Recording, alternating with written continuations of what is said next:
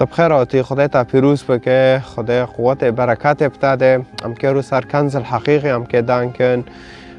خدای پرشتا حزده که مسیح پرشتا حزده که مسیح حد حقیق گناه تا دون سر صلیب خدای مسیح شان جبوت جهنم نبینه. اگر تا باوری خو ایمان خو تا مسیح کر تا جهنم نبینه، لما دلی تا وتش دادن روام خوازن رو جنجیل ما تا بخوینن إصحاح شاشة دو آيات سه آيات من الفدارة لا تكنزوا لكم كنوزا على الأرض حيث يفسدها السوس والصدأ وينقب عنها اللصوص ويسرقونه. وقت شو عم ببين كل كدمة وبف كدمة جمارة شخو ملك كوم عفدكرن شاكرن وتوليجي لو يا دغرة أو بكة دغرة بشغل نبات تشتي يجي يارجي خرابك وبفروش شاكي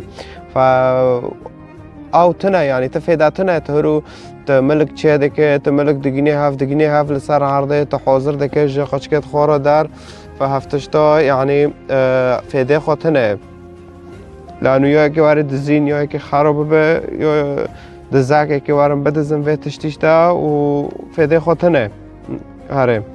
بل اكنزوا لكم كنوزا في السماء حيث لا يفسدها السوس ولا ينقب عنها اللصوص ولا يسرقون فحيث يكون كنزك هناك أيضا يكون قلبك. فمسيح اشتاد خوازت كنوز العظمين شيك يعني هرو تبخالك روح ورك تلقين ديو مساعداك تلقين ديو وار الرحمة لعمو حرتشتك تب خالك روكر تب ملات روكر تب عيلة خورتاكر بدون مقابل به تحرتشتك كر بدون مقابل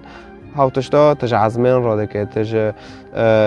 خدای را تفتشتی دكه فمسيح وانوش تاد خوازه نخوازه وارد تمی به قل لازم ملك دقينه ما از معنی خدای جمر راضی به خدای جمر چوبه نه خدای هاو لبر قچکتا هاو بقچکتا را حوره دكه هاو مستقبلی تارن دكه هاو لبرته اگر تا قوپی دلی خود تجربه وای کری فهاو بتار حوره که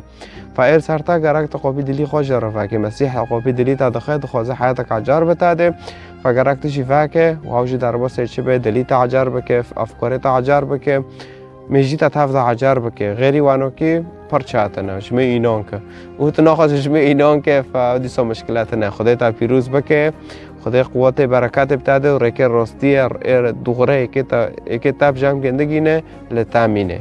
و کرمانجی دعا بکه بام خدای که برکه راست دوغره الممینه وانا کی ناتم يورينش خدای تشتا بخوزن انه بماده و اکاتم فکر کرده وار ما خلاص کو دار هون نوش خدای بخوازه به رکه راستی بشیم بکه انه اذا مسیح راسته مسیح بشیم بکه به تشجمع خوازه به المامینه دار وانا کی تشتاش خدای بخوازن آره فساعته و گیو خوش خدای و پیروز بکه